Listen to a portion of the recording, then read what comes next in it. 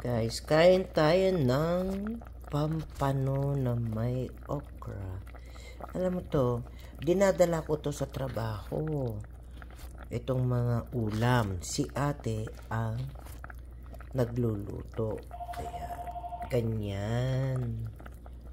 Okay guys, siya ang nagluluto mga ito. Kahit yung ulam namin kahapon na paan ng manok, siya ang nagluto.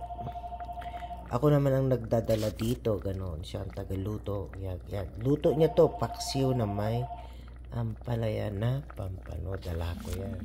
Ito ngayon ang pananghalian namin dalawa dito sa trabaho. Ayan. Kahapon ang dinala ko yung paan ng manok, siya rin ang nagluto. Ito ang lunch namin dito sa trabaho mamaya. Ayan. Kaya ito ang luto niya, paksiw na pampano na may ampalaya na may okra.